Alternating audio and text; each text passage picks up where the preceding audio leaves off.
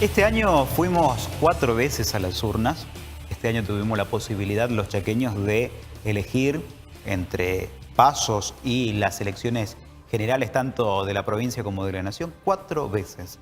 Un ejercicio que se ha vuelto reiterativo, un ejercicio que nos ha dado la posibilidad de ejercer, en definitiva, nuestro rol de soberanos, nuestro rol de poder definir qué es lo que queremos para el futuro.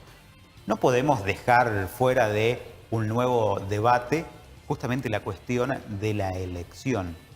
Sabemos que los sujetos, como tales, como sujetos sociales, estamos atravesados por múltiples elementos que hacen a nuestra identidad. Y el ser argentino en sí es un ser político, netamente político y partidario, y que tiene una gran actividad política partidaria. Es por eso que decidimos en el día de hoy empezar a debatir qué votamos cuando votamos. Fernando Pedrini, muy buenas noches, bienvenido, el primero en presentar. Buenas noches, Félix. Espero que te haya ido bien en tu periplo por Buenos Aires. Ajá. Hace 2 semanas que por cuestiones futbolísticas no nos veíamos, así que bienvenido. Eugenia Godoy, buenas noches. Caray. Caray, ¿cómo estás? Bueno, buenas noches, bien. Bienvenida. Buenas noches. Bueno, ¿cómo estás? Pablo. ¿Qué tal? Buenas noches, Félix. Gracias por la invitación. Gracias por estar con nosotros. Por favor. Un gusto. Seguimos abriendo la mesa para incorporar más voces. Josefina, muy buenas noches, ¿cómo estás? Bienvenida por acompañarnos también en esta edición de regreso. Bueno, y Mauro, ¿cómo estás? Buenas noches y gracias por la invitación. Estimadísimo, Pero qué placer ¿cómo te volver va, a verlo. Félix? Muy bien, vos sabés que decía Fernando, Ajá. lo decía hoy en la radio, Félix prácticamente está siendo cooptado ya por... ¿Por? Sí, por la BBC. Por el Imperio Es un Británico. nombre por el ¿Cómo es Imperio eso? Británico. Bueno. Así que bueno, bienvenido de nuevo al programa, después de, por razones futbolísticas, como decía Fernando, tener un impasse de 2 semanas, ¿no? A ver, no estuve yendo a jugar a ningún equipo porque el fútbol no es lo mío. Aclaremos, claro, el que nos está viendo podrá decir, che, ¿en qué equipo juega Félix? No, estoy jugando acá nomás. No sé, ¿usted quiere que me vaya para otro lado? No, de ninguna manera. Bueno, si les parece, vamos a hacer como lo hacemos habitualmente todos los jueves, excepto los últimos 2. Vamos al informe que ha preparado la producción del programa para ya meternos en materia. En Argentina tendemos a creer siempre que votamos con el bolsillo, ¿no? Ahí Perón lo dijo, lo dice la ciencia política, el bolsillo manda. Pero también la trampa de esa simplificación es que el bolsillo se puede traducir de diferentes formas. Es decir, los que estamos enojados porque nos va mal económicamente, tendemos a votar opositor. Pero no siempre eso va a implicar que tales o cuales personas van a representar mejor esa bronca por la situación económica que no funciona. Las motivaciones económicas son muy importantes en el comportamiento. Ahora, probablemente no sean las únicas importantes, sino son igualmente importantes para todo el mundo, ¿verdad? Es indudable, me parece a mí, que hay un componente emocional muy importante en el comportamiento político, en la identidad política, en la memoria política, que más allá de que otros factores sean relevantes, necesita una teorización positiva. Todos los votos son emocionales. Y lo que falta también en la teoría del voto, y creo que falta también en la teoría de las emociones, el voto indiferente, una teoría de la indiferencia electoral, que es en realidad, creo, el rasgo predominante. A la enorme mayoría de la gente la política le importa muy poco, incluyendo la política electoral. La mayoría de las pasiones que se ponen en movimiento a través de las elecciones, no a través de la política en general, pero sí a través de las elecciones, son pasiones suaves, son pasiones de muy baja intensidad. Y me parece que también necesitamos una teoría que permita entender eso, ¿no? Entender la indiferencia, entender el estar conectado, pero hasta ahí, el decidir con muy poca información, con información muy superficial, el prejuicio como guía del comportamiento. Todo eso no tiene un papel muy significativo dentro de la teoría política, al menos la que conozco yo, y me parece que es necesario para elaborar una descripción fiel de cómo funcionan las elecciones.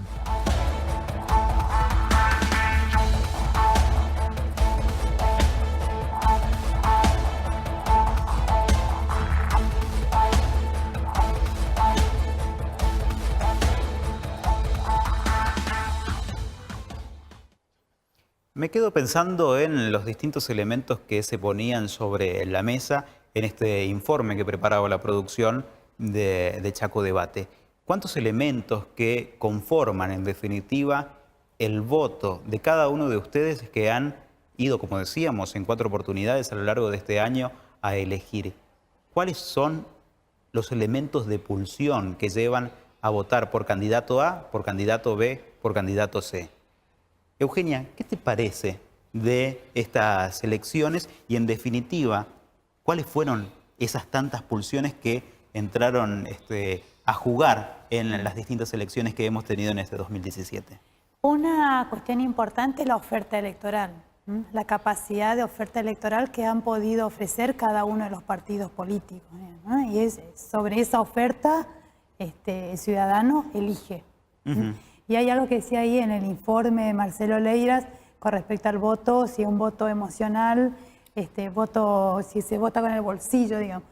Y en realidad nosotros... Un dogma que aparentemente existía desde una siempre. discusión en el análisis político que tiene muchísimos años, pero lo cierto es que siempre votamos y el voto nuestro es emocional porque somos seres humanos y no somos completamente racionales. Y lo que nos demuestra hoy el resultado de estas elecciones es que un sector de la oferta electoral pudo concentrar o pudo captar votos de distintos sectores sociales, digamos. Totalmente. No solamente de uno. Paulo, ¿qué pensás respecto de, en definitiva también un poco lo que decía Eugenia, el voto que de alguna manera hoy nuclea Cambiemos en gran medida y que en definitiva atraviesa tantos estratos sociales que parecen tan divergentes en sus objetivos y en sus metas a alcanzar? Parece de algún modo como si el voto se desclasara, ¿no? Parece que pierde ese marcador de clase y recupera un poco de lo que decía Eugenia, que generalmente uno recae en un primer análisis, en un primer abordaje, a pensar una mirada demasiado economicista del voto o elementos más materialistas, objetivos. Me rememoro un poco un artículo hace unos días de un antropólogo bonaerense, Alejandro Grimson, en página 12, donde él justamente descree justamente esa mirada objetivista que incide en la política y que no hay que descuidar los imaginarios y las creencias, las tradiciones sobre todo y los efectos culturales de corto y largo plazo que inciden a la hora de los votos, el ejercicio del sufragio. Totalmente. Félix, en relación a lo que dice Pablo, me gustaría consultarle acerca de si incidió en definitiva la cuestión económica o por ahí prevaleció, terminó imponiéndose la cuestión emocional en las últimas elecciones. Yo creo que tendió a primar la cuestión más emocional en algún punto. Creo que los clivajes, si queremos poner un término más del análisis de las ciencias sociales, rondaron más de una crítica más desde la moral, quizá, desde los valores, pero un poco así, como descalzado de la mirada del voto económico o más de esa racionalidad. Ahora, ¿qué es lo que puede llegar a emocionar, a empatizar con el electorado desde Cambiemos? Bueno. O, al contrario, se dio una polarización con el kirchnerismo y fue una emoción de rechazo hacia lo local, más que una cuestión empática hacia lo que representa Cambiemos. Creo que lo que los chicos, que tanto Eugenia como Pablo intentaban expresar desde lo emocional, no significa en sí que nosotros podamos homogeneizar la idea de esa emoción. El voto, como nos está dando el ejemplo, la estrategia electoral que están teniendo desde Cambiemos, puede segmentarse de una manera muy compleja.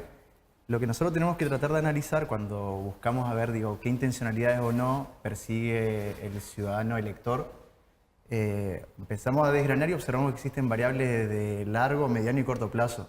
Las de largo plazo son las que explicaban los chicos, que tienen que ver con cuestiones culturales, religiosas, identidades partidarias, ideológicas, de ingresos, y cuestiones a corto plazo que tienen que ver con la cuestión de oferta de candidatos, por decirlo de algún modo, con temas de coyuntura, con la estrategia electoral en sí que cada partido define. Me parece que por ahí pasa lo que decía recién de empatizar. O sea, Claro. ese me parece un término clave en la construcción del voto que se ha dado en las últimas jornadas. Quizás, digo, yendo a tu intervención, cuando se trabaja en la idea de empatizar, de cómo empatiza el votante de Cambiemos, lo que uno primero hace es ver cómo Cambiemos interpela a su sujeto. Que ahí está la cuestión. El sujeto de Cambiemos es un sujeto, no quiero decir que no sea colectivo, pero el relato de Cambiemos no es colectivo. Es un relato que apunta a sujetos individualizados y que Cambiemos le da la oportunidad de contenerlos. Meritocráticos.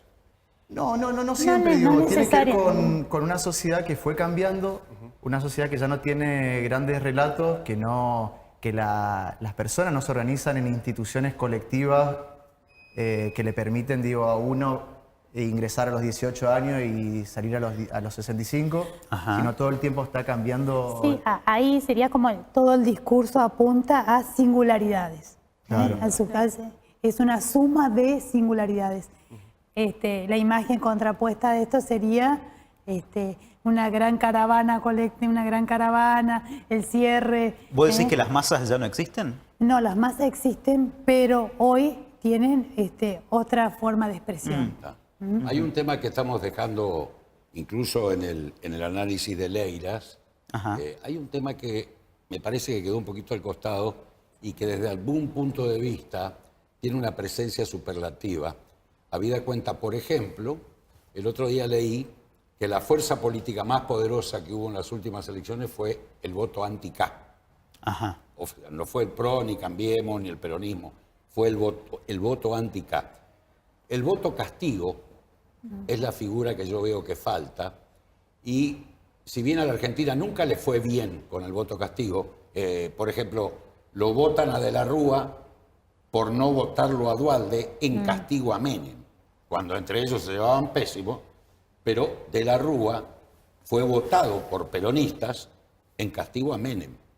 Ahora vemos que Cambiemos está recibiendo muchos votos, incluso peronistas, en castigo a lo K.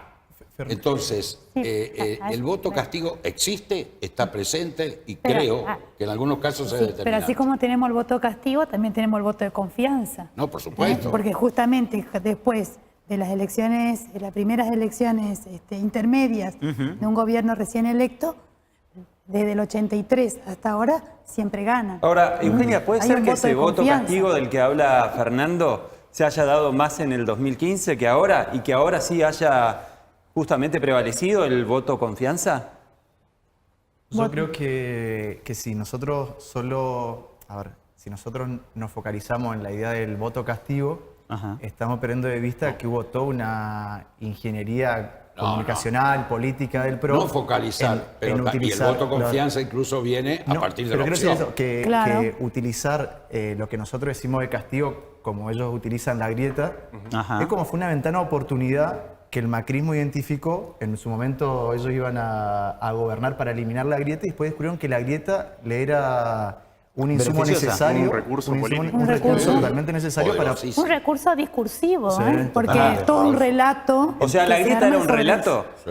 ¿No era real? ¿Era algo ficcional inventado para la modalidad eleccionaria que dispone el PRO? No, porque existen sobre temas específicos, existen oposiciones claras.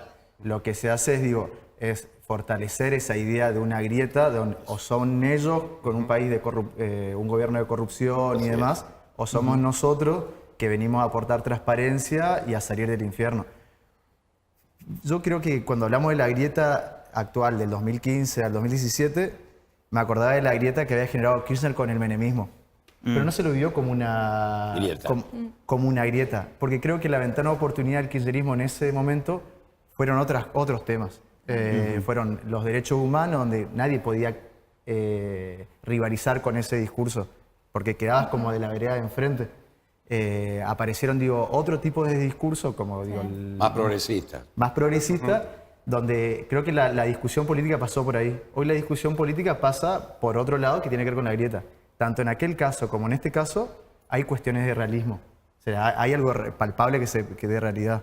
Pero después está bueno cómo uno contribuye para que Claro, eso no, siga. pero básicamente yo lo planteaba más desde el lugar que algunos politólogos incluso coinciden, que esa grieta fue más fogoneada por los propios dirigentes desde Cambiemos, es más, todavía potenciado a partir de ciertos mensajes mediáticos, justamente para sacar algún provecho electoral. Hacia ese lado se orientaba el interrogante mío, no sé si eso se dio o ustedes cómo lo ven. Sí, sí, se dio. Sí, Se dio. es algo Es que sí, concluido. era Fue esa asustada. disyuntiva era la que primaba de algún modo a grandes trazos, pero el voto tiene ese carácter muchas veces multívoco, digamos, no solamente verlos desde los grandes agregados a nivel nacional, también cómo operan las lógicas subnacionales, cómo se inscriben o no como marcador dentro del voto en ese proceso de selección. Pero sí, bueno, estaba justamente esa disputa entre república y populismo, que fue buena parte de lo que traccionó, digamos, la discusión y las estrategias discursivas en el proceso electoral, ¿no? Y después pone en marcha toda una competencia electoral, digamos, ¿no? De cómo se van a ubicar cada uno de los partidos en este juego, digamos, y en este discurso. Claro, bueno, de hecho nosotros, Aida, por ejemplo, en la radio, en Chaco Debate, nos había dicho que la polarización estaba dado entre populismo K o la renovación, el cambio, seguir continuando con el cambio. ¿Qué se entiende por el cambio cuando se habla al electorado y se refiere casi con una palabra que por ahí no trae demasiadas definiciones, un cambio? Creo que lo bueno de estas elecciones es que tanto en nación como en provincia pudieran haber resultados, a ver, similar en las fuerzas que ganaron, pero que no tienen posiblemente una misma lectura. De hecho, si la trasladara una lectura de lo que pasó, no decir nacional, pero sí en provincia de Buenos Aires, trasladarla a la provincia sería, como nos estaríamos quedando cortos por esto que decía, digo... Es una generalización demasiado Aida complicada. Yala, acá Cambiemos es radicalismo con discurso nacional. O sea, Aida Yala no Por representa ejemplo, posiblemente nada novedoso en la política chaqueña. El viejo radicalismo con el nuevo marketing. Claro. A propósito, yo creo que en el futuro cercano se va a estudiar incluso en ciencias políticas lo determinante que es el sistema marketinero, que como nunca se hizo presente, y toda una construcción de personajes para enaltecerlos y toda otra construcción hacia otros personajes para convertirlos en la basura más pura. Entonces, Josefina, yo creo que esto de algún modo va a ser visto con otra mirada dentro de muy poco tiempo, porque ha tenido una relevancia para mí determinante en esta elección, la elección anterior. Por Josefina, supuesto. ¿te parece que realmente estamos frente a nuevos elementos o en definitiva simplemente se ha encontrado una nueva beta dentro de lo que es el marketing político? O la construcción de estos discursos y en definitiva de llegar al el marketing electorado. político existe ya hace desde la década del 50, pero creo que hoy en día está primando mucho sobre los candidatos. Realmente hoy hablábamos con Eugenia y con Pablo de que hay un abuso de lo que es el marketing sobre los candidatos y de esto de que los discursos que se dan, casi no se dan discursos y el discurso que se transmite está muy vacío de contenido. Hoy la gente lo que busca más que nada es la primacía de la imagen, transmitir todo a través de una imagen, porque el público, la audiencia también está muy cansada de toda la información que recibe, porque los medios hoy en día es una información y un título tras otro. Entonces creo que también se están aprovechando de ese lado de que la gente tiene un público cansado y ya no... Es muy poco el votante que se pone a leer, por ejemplo, la propuesta de un candidato que ofrece... Que casi ya no existen. Prácticamente Una nadie. minoría Hoy en día no intensa. hay ninguna boleta que diga una propuesta concreta. Ahora, Josefina, si se impone la imagen por sobre todas las cosas, Sí. entonces estamos hablando de una política en donde termina Producto. imperando lo superficial. Bueno, Sí, hay claramente. un autor francés, Bernard Manin, dice, estamos en una democracia de audiencia, ¿no? Entonces, antes teníamos los debates en el partido político, en la unidad básica, en el Claro. comité, Debate de ideas. debate de ideas, y hoy ese debate se trasladó a la pantalla, donde vos vas a medir un candidato por el nivel de audiencia que tiene o por la cantidad de Twitter, El espectáculo, Entonces, la generación del espectáculo. Humberto Eco, un día haciéndose un autocuestionamiento, decía, ¿qué es mejor, el perro o el gato? Entonces hablaba de las virtudes del perro, que es compañero, que es bueno, que es capaz de dar la vida por vos, del gato, que es limpito, que no hace ruido, o sea, todas las virtudes de uno y las virtudes del otro. Entonces dice, qué dilema, ¿quién finalmente, cuál finalmente será el mejor? Pues el mejor será aquel que diga la televisión. Bueno, pero hoy ya no solo es televisión, es redes, porque no podemos redes sociales, quedar... claro. Estamos hablando del No. concepto. No, sí, Humberto pero Eco digo, dijo esto la- cuando no existía Facebook ni Twitter. Twitter. Es fue un terrible rol. como arrasaron. Te venden un este- producto. Ujú, ¿no? Te venden un Bueno, producto. creo que ahí también Pero estamos llegando. tampoco Sí, sí, explica todo, ¿eh? Es una parte, es una variable. Un factor que contribuye, pero detrás de todo lo que pasó en esas elecciones hay un montón de factores, pero también lo que decíamos hoy, uno de los principales factores es este peronismo dividido, que se dividió, y la interna que hay, hablando a nivel provincial, por ejemplo, la interna que hay entre los candidatos y los dirigentes políticos, que lo peor de todo es que salen a los medios a hablar mal uno de otro y que al fin y al cabo termina perjudicando solamente a su movimiento y a su partido. Ujú. Así que, Claro.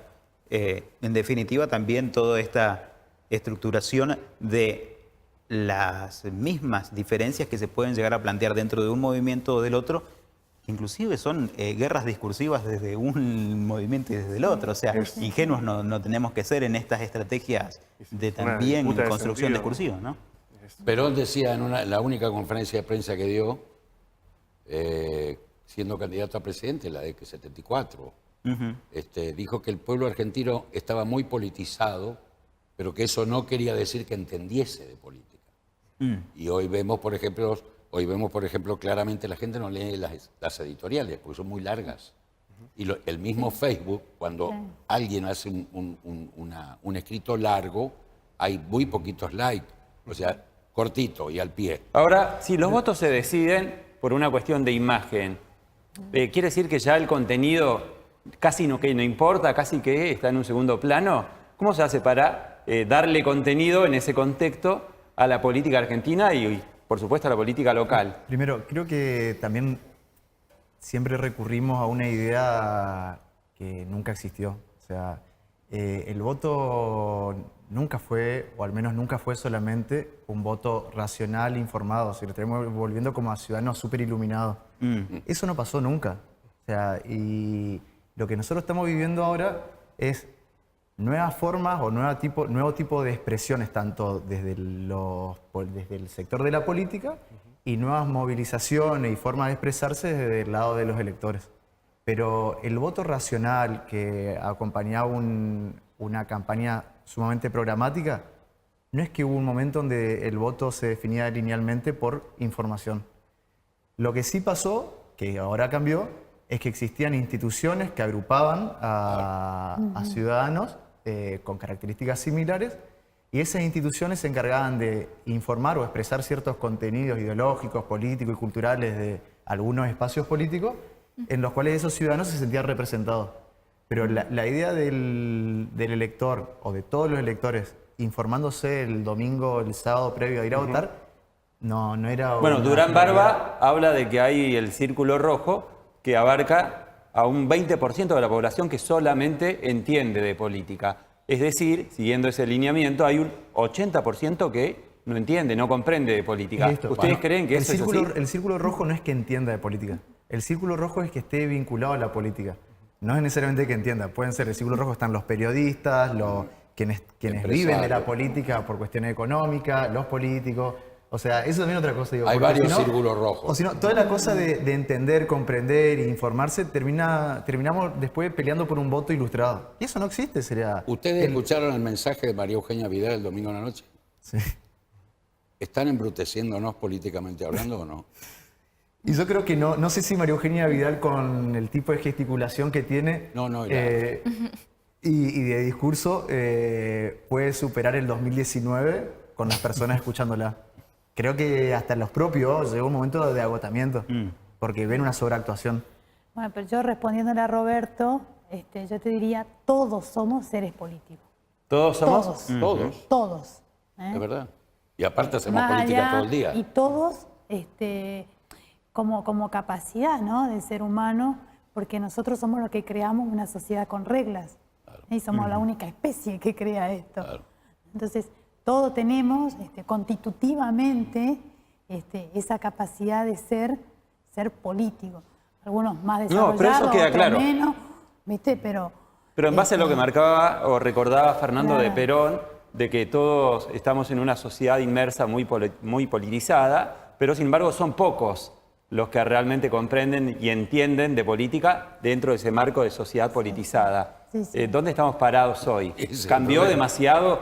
¿Evolucionamos, involucionamos de eso que marcaba Perón? Pero Lo que vos estás diciendo es correcto, pero estudios sobre eso existen ya desde hace décadas, de que siempre está el votante racional, que es el votante informado, que lee, que el votante activo, que puede ser que participa o no, y siempre hay una una gran parte que es la masa, digamos, que es políticamente activa, pero que quizás no conoce en profundidad lo que se está votando en cuanto a propuestas, por ejemplo.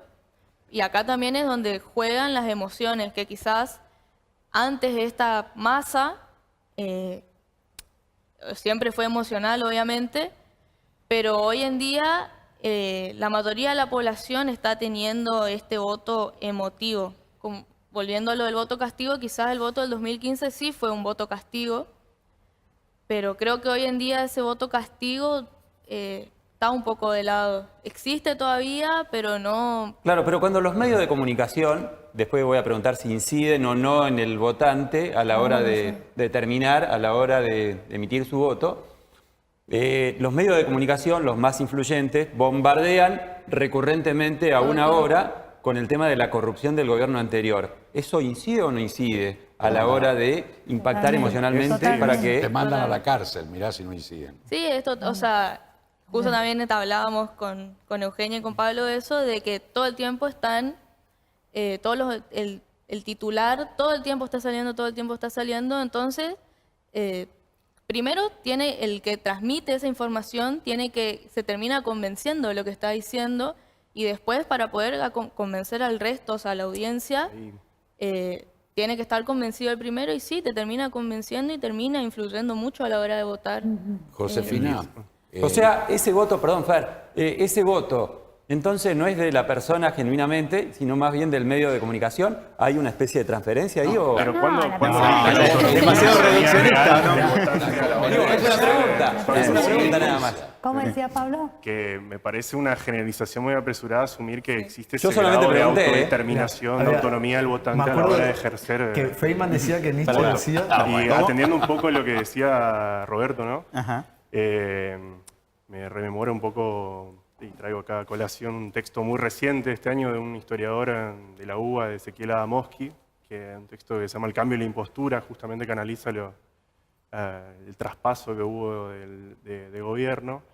Y él pone sobre la mesa justamente ese tema de los medios. Él dice, estamos con una suerte de mundo post-fáctico, dice que hay como una suerte de hegemonización de los medios, pero no llegan a absolutizar el mundo real de lo político, digamos. Se suele justamente torcer justamente la opinión Claro, pública, pero si los medios concentrar el foco de nos la dicen... pero A ver, que iba a hablar Mauro después. Sí. No, que lo que dice Roberto es lo que me acuerdo que siempre decían, vivir en estado de interpretación. A ver, o sea, todos vivimos inmersos en una comunidad de la cual nosotros tomamos y dejamos de tomar algunas cuestiones. Culturalmente, Bourdieu decía, la violencia simbólica nos determina. Ahora, creo que esas herramientas que hoy los medios de comunicación tienen a la hora, digo, de determinar el concepto de un hecho noticiable, nosotros también lo tuvimos, gobiernos anteriores lo han tenido y han podido trabajar sobre la cuestión cultural. Creo que nosotros tenemos que tratar de adaptarnos y comprender los liderazgos en función de cómo van cambiando las realidades de la sociedad. y no culpar al ciudadano de que esté en estado de interpretación. No, pero constante. está bien, pero ese cambio de la sociedad se da a partir de qué hechos, de hechos concretos, palpables, que la propia sociedad va movilizándose, o los cambios va imponiendo incluso a partir de ese mensaje mediático. Esos hechos de los que hablás y de los hechos de los que veíamos recién en la pantalla, un mapa cargado de amarillo que tal vez muchos se sorprendieron, otros no, el pasado domingo llamó la atención sin lugar a dudas. Todo eso vamos a seguir debatiendo en el próximo bloque.